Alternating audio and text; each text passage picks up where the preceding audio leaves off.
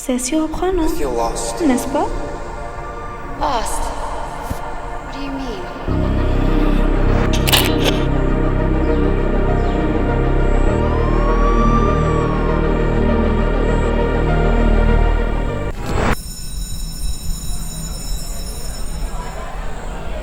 Chloé, une adolescente timide et réservée qui se promène toujours seule dans les couloirs vides du lycée. Où est-elle? Le bureau de l'administration est agité alors que les responsables en tête se penchent sur les dossiers, discutant de manière animée. Parmi eux se trouvent les 4 filles populaires et un peu trop sûres d'elles. Rosalie, Diane, Camille, Emma. Où est Zainab? Dis-moi la vérité. Si, tu sais où est Zainab? Non, tu sais. Dis-moi. Comment ça?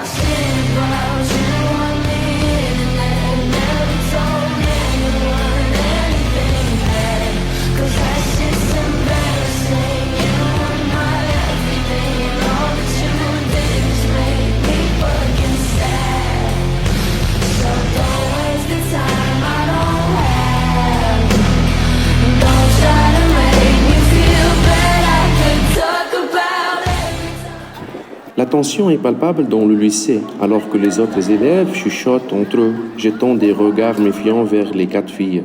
Les regards accusateurs et les murmures remplissent l'air, alors que les rumeurs se répandent sur leur possible implication dans la disparition de Chloé.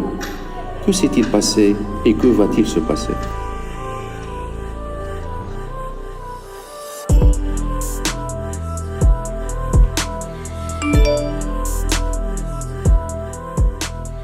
Camille est assise seule sur les escaliers, son regard perdu dans le vide alors qu'elle semble préoccupée par quelque chose.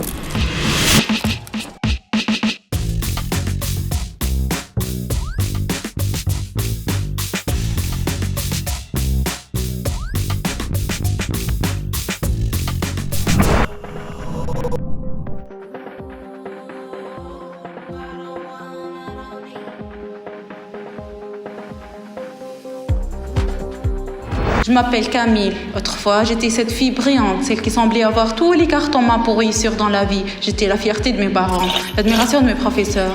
Mais derrière ce vernis succès se cacherait une abîme de désespoir, un vide insatiable que rien ne pouvait combler. La drogue est entrée dans ma vie de façon insidieuse, emportant avec elle tous mes espoirs et mes rêves, grâce à un ami, un camarade de classe au lycée. Au début, c'était juste une curiosité, une envie à goûter à l'interdit. Mais bientôt, cette curiosité s'est transformée en dépendance, en obsession. Je savais que c'était mal, que c'était destructeur, mais je me sentais impuissante, prise au piège dans sa spirale infernale. Et là, c'est Emma aussi qui marche seule dans le couloir du lycée, son visage affichant une expression troublée alors qu'elle regarde son téléphone. Elle s'arrête brièvement pour lire une notification. Ses soucis se font alors qu'elle prend conscience de son contenu. Oh là là, un scandale les concerne a été publié. Dans les toilettes sombres et discrètes du lycée, je suis là, caché dans l'ombre d'une cabine. Mon corps bat vite. L'adrénaline coule dans mes veines. Des murmures se font entendre à travers les portes closes, annonçant l'arrivée de ceux qui cherchent un répit dans ce monde chaotique. D'une voix à peine audible, je leur chuchote des mots codés, indiquant ce que j'ai à offrir. Des échanges rapides se font dans un balai silencieux, des mains qui s'étendent et des billets qui passent de main en main. Cependant, ce n'est pas si surprenant pour tout le monde. Ma mystérieuse apparence a toujours attiré les regards et les soupçons. Certains peuvent penser que je suis loin d'être un ange et ils ont raison.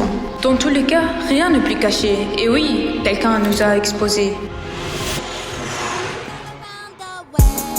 These niggas talking out of their necks. Don't put no coffin out of your mouth. I'm way too paranoid for a threat. Hey, let's get it, bro. DOT, the money, power, respect. The last one is better. Say yes, a lot of goofies with a check. I mean, I hold them sentiments symbolic.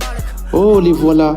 Diane et Rosalie se tiennent ensemble, se vantant et se moquant des autres élèves alors qu'elles marchent dans le couloir du lycée. Leur rire résonne tandis qu'elles échangent des remarques cinglantes. Elles rient et se vantent en regardant leur téléphone, se moquant des autres élèves et affichant un air de supériorité. Qui peut les interrompre dans leur conversation animée? Oh, une autre notification apparaît à l'écran. Qu'est-ce qui s'est passé? Qu'est-ce qui a perturbé ces deux intimidatrices? Est-ce encore un scandale? Pois quando tu me deste a rosa pequenina, vi que Eh oui, c'est moi Diane. Je travaille dur pour subvenir à mes besoins. La pauvreté est une réalité quotidienne pour moi. C'est surprenant, n'est-ce pas? Mais en y réfléchissant, je comprends. Elle semblait toujours avoir tout ce qu'il faut, mais en réalité, elle se battait en silence. Sa plus grande crainte était que quelqu'un découvre son secret. Nous avions cette image à maintenir, celle de filles privilégiées, Rosalie et Diane, qui ne manquaient de rien. Mais pour moi, l'argent n'était pas le problème. Ma chère amie Rosalie avait des problèmes familiaux qui la tourmentaient, laissant un vide à l'intérieur. Pour le combler, elle se tournait vers des distractions comme la cigarette, les sorties nocturnes et même les provocations envers les autres. Je me souviens même de la dernière fois où elle agaçait une de nos camarades après l'avoir vue au café. C'était Chloé. Chloé? Peut-être c'est elle qui nous a exposés? Est-ce que Chloé est vraiment celle qui a découvert et posté la vérité sur ces 4 filles? Mais elle a disparu et personne ne sait où elle est.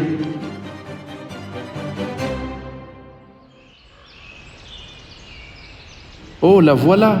Chloé réapparaît soudainement dans le couloir du lycée. Une lueur de détermination dans les yeux. Un silence respectueux enveloppe le couloir alors que Chloé s'avance, montrant qu'elle est bien vivante et prête à affronter ceux qui l'ont maltraitée. Qui l'ont maltraitée? C'est totalement les 4 filles.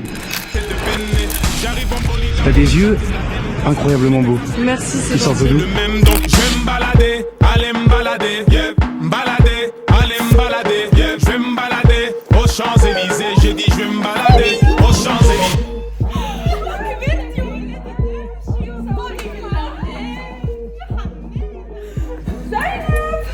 Et pourtant, tu t'es vengé avec succès. Tu as révélé leur secret, mais elles l'ont font bien mérité, espérant qu'elle ait appris la leçon de ce qui s'est passé. Aujourd'hui, je suis debout. Je veux crier au monde entier. Ne touchez pas à la drogue. Ne laissez pas cette illusion de bonheur éphémère vous détruire. Il y a tant d'autres façons de vivre, tant d'autres chemins à exploiter, tant d'autres raisons d'espérer. J'ai longtemps caché ma situation financière par peur du jugement des autres.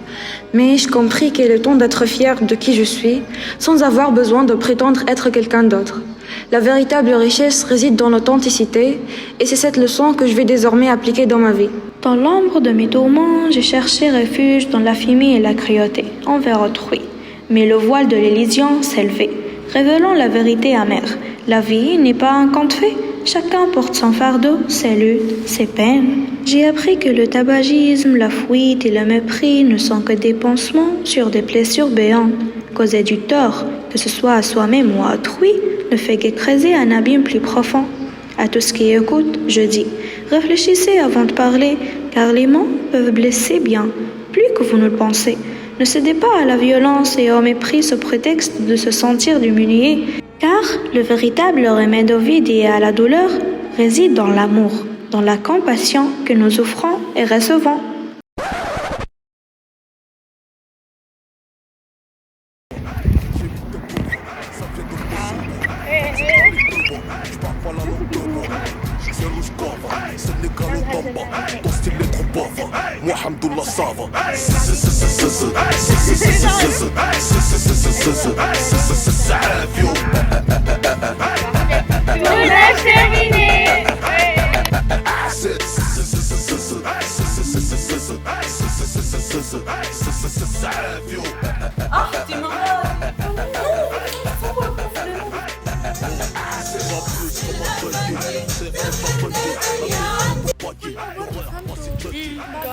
انت وزينب شوفوا الهير ستايل